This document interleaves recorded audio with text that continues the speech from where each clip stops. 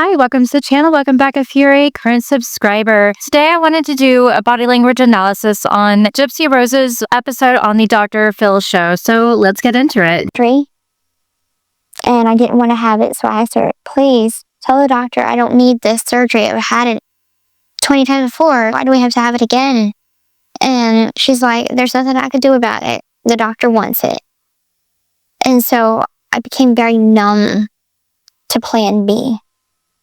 And I talked to Nick. The wording very much, most likely in Gypsy's mind, sounds like she's a victim of something. If you really consider what she's saying, though, it is honesty in this particular bit here. And it's most likely that her mother was thinking, well, I can't really change the doctor's mind. If you need this extra surgery, you need it. Some people have 55 surgeries in their lifetime. Sometimes those are children that have that many surgeries, and it's a shame. And those children probably are asking their parents, do I really need to go through this again? And the parents are often telling their child, having to tell their child, look, there's nothing I could do about this. So I believe this is honesty in this bit. And it sounds like victimhood to Gypsy, but it's just the reality of some severe abnormalities and birth defects that people may face.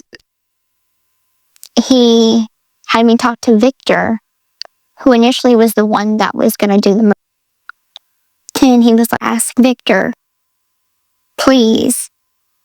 And I said, Victor, will you please come kill my mother for me? Because I can't do it myself. Was this on the phone? That was also a good bit of honesty. So we're establishing her honesty, but verbally she is continuing with this victimhood narrative. He had me talk to Victor, and I'm certain that you all know who Victor is. If you don't, though, for those who might not, Victor is the alter ego of Nick Godejohn, the person that Gypsy was dating and who helped her commit this crime of unaliving her mother. So Victor's this alter ego, this separation between Nick and what he knows is right from wrong and this evil side. And so there's all this distancing language going on here. He had me talk to, which is true. Gypsy did talk to what she was calling this alter ego. It was Nick and Gypsy, but they were pretending that it was these alter egos, which I'm certain you all know by now. But this is what we're seeing from this. A lot of honesty, but verbally she's trying to play it up as victimhood. You notice, however, when she starts talking about actually unaliving her mother, she starts to talk through her bottom teeth. It starts to be almost her gritting her teeth, and she seems hostile, aggressive. And we're seeing a bit of that there, interestingly, which in my opinion, I believe could be because she felt like this was such a violent thing. She was possibly recalling how aggressive and angry she was in the moment to commit such an act. And it has basically been established by many by now that that Gypsy was a bigger part of this than she had allegedly led people to believe. So I think that's coming out in this interview right here, where she's starting to talk through her bottom teeth and show signs of aggressiveness. Or was this over text? This was over the computer. Okay, so you're emailing back and forth, texting, messaging, whatever? Yes. You say, we're going to do this. We're not ever going to bring it up again. Then at 9:08 p.m. on the 10th, you say she's taking her sleep aid. Okay, baby, I'm calculating the money for the ride. I also want to note real quick that sometimes Gypsy will do this thing where she'll say something, she'll say a sentence, and then after that sentence, she'll continue. That's to lead the other person to agree, to confirm you agree, right? Yes, we're on the same page here? Okay. And that can be manipulative, but I'm not going to say that that is for sure a form of manipulation here or not. It could be Gypsy is known to be manipulative, but that's just basically what people might do to confirm. Yes, you understand what I'm saying. We're on the same page here. You agree? That's a confirmation nod there.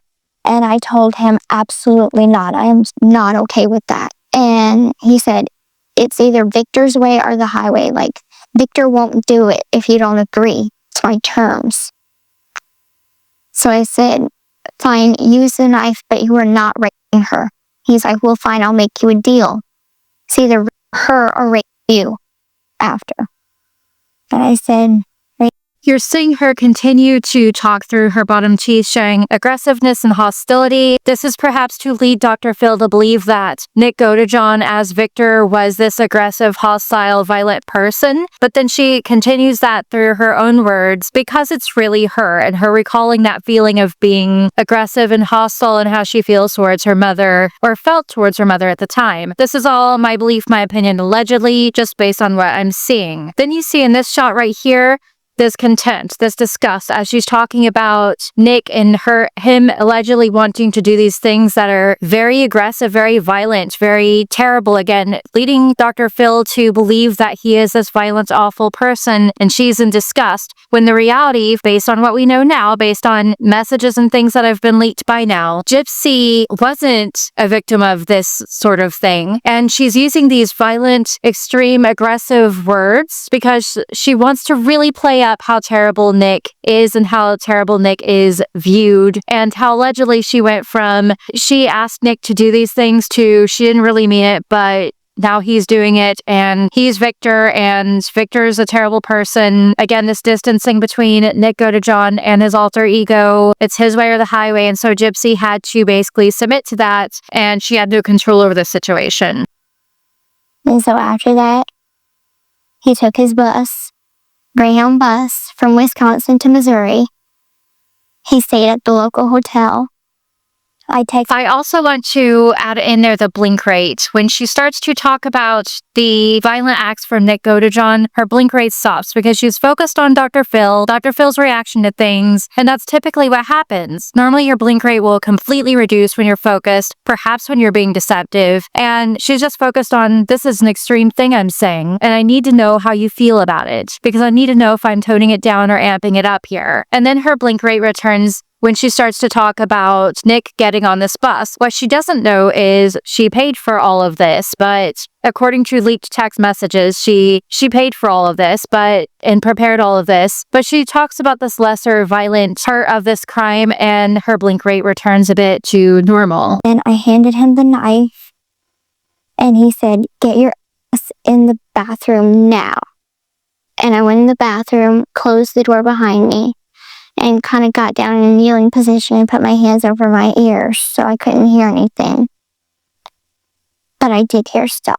You just see the aggressive, the hostility show in her lower jaw there, the tension, and that disappears when she starts talking about this particular part where Nick allegedly demanded she gets in the bathroom and she just had to obey, even though there's no discussion of any kind of threat towards her there, and that bit just, she better do it, no or else. So that was interesting. That showed potential deception there because she doesn't note that there's any kind of threat to her if she doesn't do what she's told. So allegedly, according to her in this particular interview, she had to get into this bathroom, but there's no signs of content, no signs of aggression, no hostility, no sadness, no remorse, nothing there. She does start looking around, which is a little bit different than what she was doing prior to this, but that doesn't guarantee she's being deceptive, just thinking. That's giving her time to think about what she's going to say next, not a natural recollection of events, and all of that was pretty interesting here. Also, sorry, this is jumping around. They show a lot of screenshots of memories and things that took place, photos, and so it's jumping around a bit. So I apologize if there's any confusion in this, but that is what is happening. Then she called my name about 3 or 4 times, wanting help. I didn't move. And then it all went quiet. How did she call your name? It was like asking for help. Like, "Gypsy, help me." There's also a lot of lip licking, which people have argued in my comment section that it is a sign of her microdeletion. There's some times where she'll thrust her tongue out, she'll jut her tongue out. That could be perhaps a sign of disapproval of something. It could be part of her microdeletion, but I don't see it in every single video. I'm actually not seeing it here. You're seeing lip licking, which her mouth could be dry. Again, as a sign of potential deception, that with her blink rate going up and her looking around, not looking directly directly at Dr. Phil, just a cluster of behaviors that could potentially be deceptive. Does have a flash of contempt. Her upper lip goes up briefly when she talks about how Dee Dee was calling for her and she did not move. You see a flash of contempt. So again, based on what we know, that could further confirm that she wasn't remorseful at all about this crime, or it could just be because she was disgusted at herself, ashamed at herself. Most likely not based on what we know, but I hate to talk in absolutes. I hate to have a bias here. I try to leave my bias out of the analysis that I do. It's just all based on what I do know, though, that the type of person she is, her personality disorder that she evidently has, but I can't diagnose because I'm not a psychiatrist. But it does seem very strongly she has antisocial personality disorder, which is on a spectrum of psychopathy based on the pathological lying, based on her lack of remorse for this crime, based on how she's so willing to switch from victimhood to savior to prosecutor, based on several behaviors I see that point to antisocial personality disorder that is seen in many sociopaths. And people with that personality disorder, based on their body language, you can tell that the intention behind their behaviors can often be malicious. Did she call it as though she knew you were involved, help you, or? Well, I don't think she knew. But maybe she thought it was a random break-in. Take me through the moment you heard that. It broke my heart. Because I knew there was no going back, even if I wanted to. Like, part of me wanted to save her, because there were good parts to her. And she was my mother. So again, you're not seeing grief, even though she's trying to play up and contort her face into what she seems to believe appears to be grief. You're not seeing a crease in the forehead. You're not seeing grief. You're not seeing remorse. You do see that a bit when she says that her mother had no idea that she was part of this. But then all of that disappears when she starts talking about it broke my heart. What you saw as potential grief, emphasis, justice, she had no idea. And she doesn't seem to know where her mouth wants to go. She wants to contort her face. It's not natural. Very much it seems that she's trying to manipulate her face to show some sort of emotion that may be unreadable, unrecognizable, not natural. So that's what we're seeing here. Before I continue, I want to say that this particular video does not come directly off of Dr. Phil's channel. It comes from someone named, I'm sorry if I'm botching this, Karan or Karen. Karan, I believe it is. So sorry if I'm botching that. I will try to leave the description to that channel below, but that is where this is coming from. And then the other part of me was like, if it's going to be over in a little while, and I'll be able to live this good life where I'm free of her.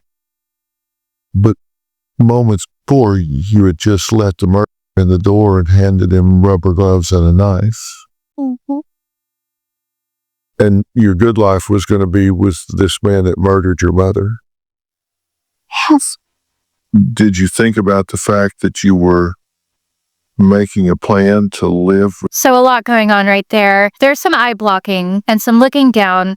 Indications of shame and her not feeling remorseful again for the actual crime, but for what Dr. Phil is pointing out where, wait a minute, you think you're going to start this great life with this guy who just ended your mother's life. So he's pointing out right there, that doesn't make sense. Her voice lowers. She wants to come off as sad and she's feeling that shame. And you're seeing that there, eye blocking, keeping something out or keeping something in, most likely in this keeping something out. The fact that that is indeed what she did and that was unreasonable on her part doesn't really play into the rest of her narrative. And some shame there and she said, yes. So this tiny voice that comes out mostly when she's trying to be manipulative. And I thought he wanted to protect me. I thought I'd be safe with him. You're in the bathroom floor. Mm-hmm. Did he come in there? He did. Whenever it was all over, he had this knock code. He knocked on the door 3 times, scratched the door twice, and that was his code to let him in. But before I could let him in, he commanded me that I must shave my legs and any body hair and present myself to him naked. So this part where she says, and I'm sorry for the graphics in this video, this part where she says, he commanded I shave my body hair. She then goes, The slight nod afterwards indicates that she is being deceptive, along with the lack of blink rate. Again, she's hyper-focused again. She has what's a mix of lip compressions and biting her lips, so a little bit of signs of stress there, potentially because she's being deceptive. So he's standing outside the door with a knife and rubber gloves on. And it sounds to me like you're preparing yourself like a sacrifice. It's what Victor wanted. And you did it. Take me through the moment you opened the door. I opened the door and I was... You see in that particular bit, her lips go down as if she's trying to indicate grief, but you don't see that. It's reflected up here in the eyes. The eyebrows don't go down in this particular part. So this attempt to seem as if she's sad about this, as she feels maybe a bit of shame about this, a little bit of embarrassment about this, but it's not reflected up here. Completely naked, but I was wearing a wig because my head was shaved. I let him in and he was holding a knife in his hand and his finger was bleeding. And he said she tried to fight me off, but I was too strong for her. You saw again the lip licking, and we're going back to discussing a more extreme part of this crime. Nick's holding this knife and she let him in and she's dressed up as Ruby, she calls herself, this alter ego of hers. Again, these two are delusional, toxic individuals, but my opinion. She calls herself Ruby, and he's holding this knife. You see that lip licking. That is a sign of nervousness. That's not a sign of a microdeletion. That also being said, her having that issue because of her saliva glands being removed, there's a less than 1% chance based on what I've read that she would have that lip thrusting and lip licking issue based on the microdeletion. So I really don't believe it's that. Of course, if you disagree, feel free to disagree. It's just that's not what I agree is taking place. I think that is a sign of anxiety, of nervousness, of stress. You're not seeing self-grooming behavior. So I don't believe that this is a sign of self-grooming, of wanting to look good in this particular part. It could be in some instances. I don't believe that's what we're seeing here. What happened then? He tells me to grab a suitcase. I find the suitcase, and he starts going through my things in my closet, picking out clothes to pack. Then he calls the cab, and then we leave the house. She makes sure to really hone in on Dr. Phil, and she says suitcase, and she says that in a pretty bizarre way there, that it's noticeable. She's really emphasizing suitcase. There was a suitcase there, and that's significant in some way. In other interviews, I've heard her mention a backpack. So now she's saying suitcase, and she's really emphasizing that. And it's also emphasized with her eyes, with the eyebrow flashing, her eyebrows go up. So we're seeing some emphasis behaviors, and then her also decreased blink rate. She's focusing on Dr. Phil. All of these, again, could indicate deception. It could just be that she's emphasizing, he told me to grab my suitcase and pack. So this did happen, this part right here, maybe not everything else, and that might be what we're seeing here. So how far do you think you were from your mother's dead body while all this was going on? The room is across from hers. I don't know how long it took her to pass away. Did you go in the room? No, sir. And every time I'd pass by the room, he would stand by the door and block my view. So I couldn't see. Did you want to see? No, sir. You've seen it since then? No, sir. They've never shown you a picture? I've requested, even from my attorneys, don't show me. Mm-hmm.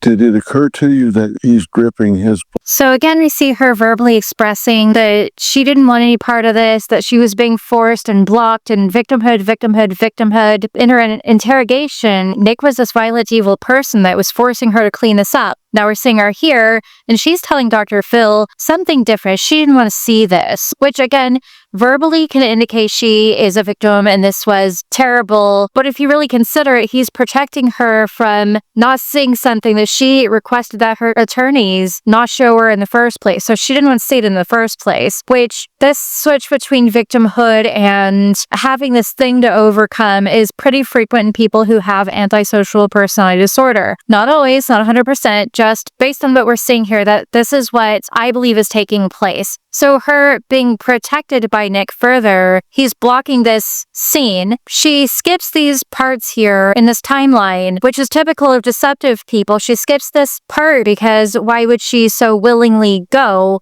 She's not mentioning any threat to her well-being at all from him, but we're to believe verbally that Nick Godejohn, is Victor, and Victor is a very terrible person.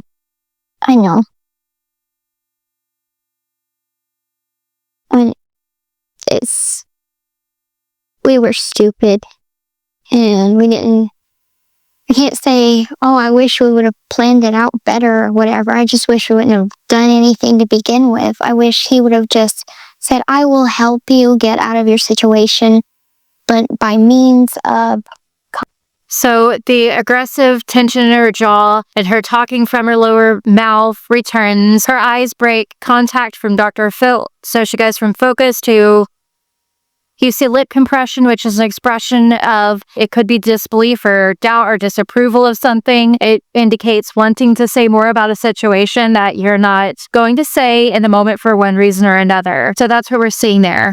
I don't think Dee Dee deserved to be killed. I mean, what she did was definitely wrong. There's no question that you don't do that to your child, but there's not a lot of love lost now. One very brief moment of Rod, Gypsy's father, in this that I wanted to mention, and I might, if I could find an interview with him, might do a body language analysis on him, or maybe Christy. I know some people in the comments section have asked me to do people like Bree or Flawless Nita or several people. I'm not seeing any signs of deception with Flawless Nita, but I haven't really looked into that yet. I will. But as far as Rod goes in this particular bit, I found it interesting that he says, I don't believe Dee Dee deserved to die. So emphasis on I don't believe this should have happened. And he says, then again, I don't think you should do that to your child. Emphasis on these first person, third person viewpoints here, but no real emphasis on do that to your child. He looks down, do that to your child. There's not a lot of anger towards what Dee Dee has allegedly done to Gypsy that you would expect to see in a parent who has perhaps discovered that the other parent has been abused. There should be some anger, some disgust, some contempt you're not seeing in Rod's face here, and I just found that a bit interesting. This is over. Are you immediately wishing it hadn't happened, or are you happy it happened? It was a mix of emotions. To be honest, I felt numb. It's like it wasn't real, but there was some happy times in there that I guess I was happy. Well, comment on this for me. This is a video, part of one was taken in the hotel.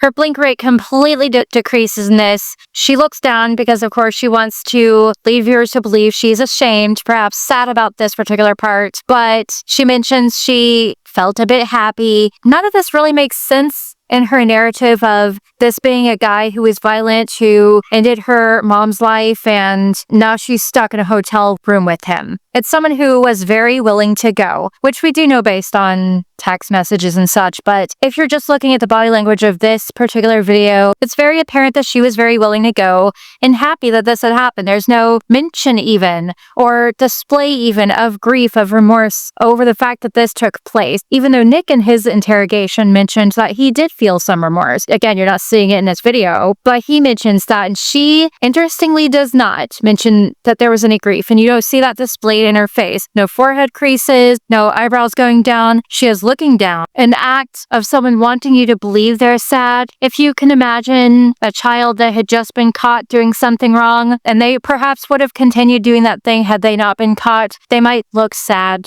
and look down, but there's no real grief there. There's no forehead creases, no real natural indications that they are actually remorseful for what they did.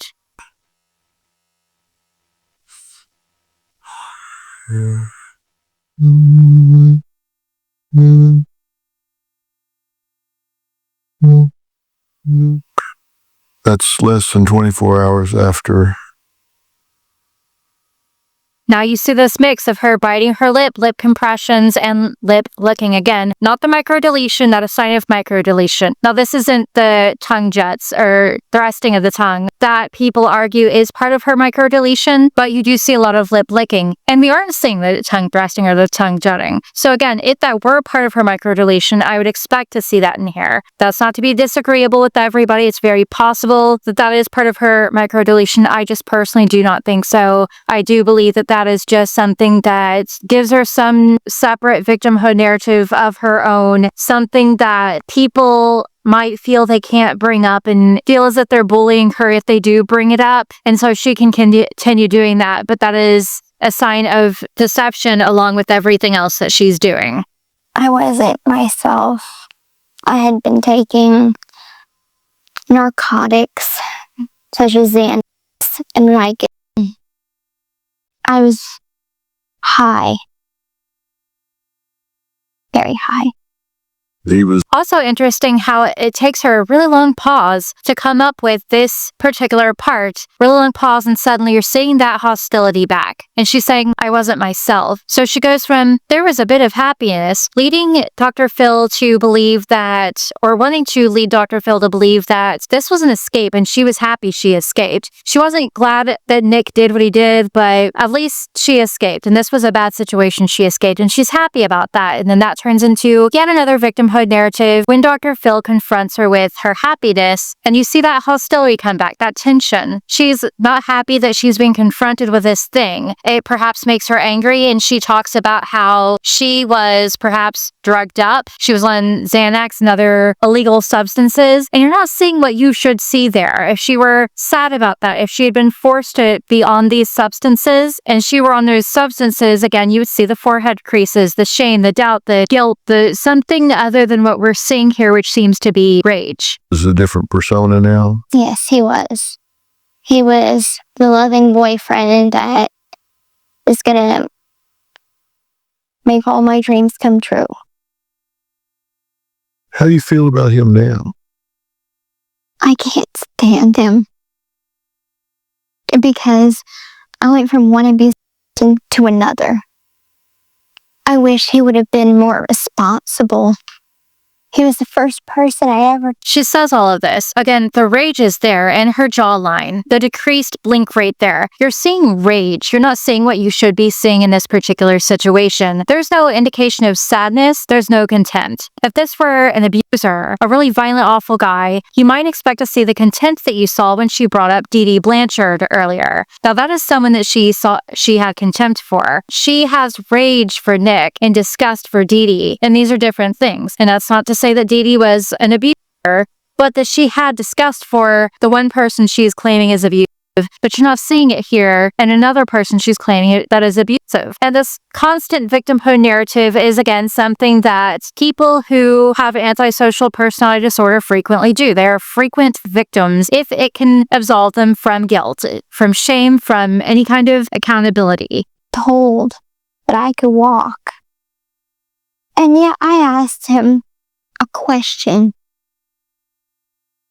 I asked him to kill my mother, but I didn't hold a gun to his head and make him do it. He seemed more happy to do it than anything. And that's why I can't stand him, is because he knew. I think he knew that he could easily get me out of that situation by calling the police, being responsible. So, y'all, And seeing all this rage, all of that right there was just pure rage. Even the muscles in her eyes right there as she goes like this, all this rage is pretty interesting given she had said that this man had forced her to do things. Where was that rage then? Where was her protecting herself with that rage, which she obviously could have done? That's not to say that people who feel rage can then always be violent themselves, always assault people, but the amount of sheer rage you see on her face that she emits in this, I very much do believe she could have stood up for herself. The way that she's doing in this instance when she's talking about her contempt, her rage for Nick and how Nick should have handled things. things. So now she's criticizing Nick for how he came to allegedly rescue her from this alleged abuser, which made her happy. She escaped the situation. Now she can't stand him. Now suddenly she's enraged by him, and he should have done things differently. Even though she asked him to, he could have just not done it. And so again, absolving herself of accountability, distancing herself from the situation, pushing somebody else in front of her, all very much sociopathic behaviors. Pull this off, you get away with this for like 4 days before you're in custody. Yes, sir. And then you're in an interrogation room. You know what happened to your mom, okay? And I know that you know. It is me. I've always loved my mom. My mom and I are best friends. Listen to me.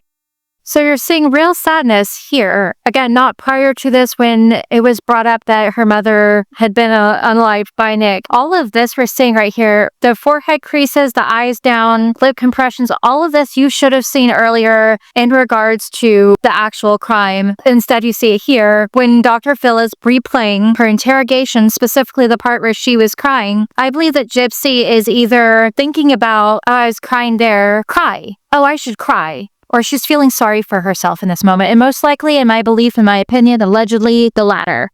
Please don't get yourself in this hole, and that's what you're doing.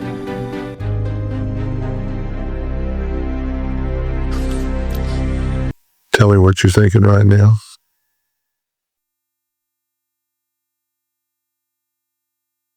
So we're seeing stress. She rubs her mouth, the lip compressions. We're seeing a lot of stress. Now, it is very, very, very possible that the tears that we did see come out of her eyes were forced, were an act. Again, she very much could have been thinking, oh, crying, cry, I should cry, and pretend to cry, and force herself to cry, because that wouldn't be new to her given her history. So that's perhaps what we're seeing there.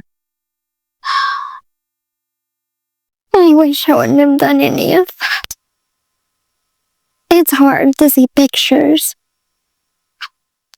of that house. Well, was it justice? No. In the beginning, yes. And through my life, yes.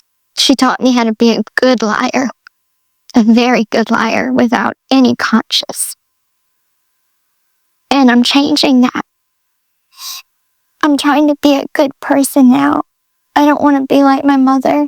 And So all of these eyebrow flashes, she's trying to bring attention to her face. I'm trying to be a good person. We haven't seen that, but it's perhaps in the moment what she was feeling. That does emphasize that she really had the intention. She is trying to be a good person. But in the mind of a sociopath, which again, I can't diagnose her, but I do strongly believe that's what we see. In the mind of someone like this, what's good, what's right is a bit warped, of course. And you've seen plenty of signs of delusion, of disconnection from reality from Gypsy Rose, especially in all of this role play and all of these alter egos, the switch between distancing yourself and shielding yourself from being the direct person who committed the crime. And you're seeing her emphasize, I want to be a good person. Does that mean she will be? Not necessarily. Maybe not necessarily. And what we've seen so far is not her being a good person. But in this moment, that is perhaps her intentions, and she's emphasizing that through the eyebrow flashes. She was trained to lie and steal and cheat and all of that her whole life. Now it's just teaching her how to do the right things and you know, believe in that way of being right and true and trustworthy. But she's still got 6. We're seeing a little more Rod here, which again, I do want to briefly discuss. And we're seeing him say right and true. And there's some significance in doing the right thing and being trustworthy. Now, whether he is going to teach Gypsy that or not, again, that has not been displayed, but that is what he's telling in the Dr. Phil show. And he finds some significance around right, trustworthy. And again, it's being pinned on Dee Dee that Dee Dee is the reason that Gypsy had to do this in the first place. So a lot of distancing, a lot of throwing Dee Dee, even though she is the person who is unalived, throwing Dee Dee in front of Gypsy as this shield, as this barrier between right and wrong, between who needs to be taking accountability here. Interesting, given he did not seem to feel any rage or anger that Gypsy felt, very evidently. He didn't feel that, having discovered that Dee Dee had allegedly abused left Gypsy. In my opinion, he doesn't think that happened either, and it could really be anything. It could be anything, but you're not seeing that where it should be. I'm going to end this here because it's been long enough. If you like a part 2 or you have any suggestions, please let me know in the comment section. Please hit the like button. Please subscribe. Thank you.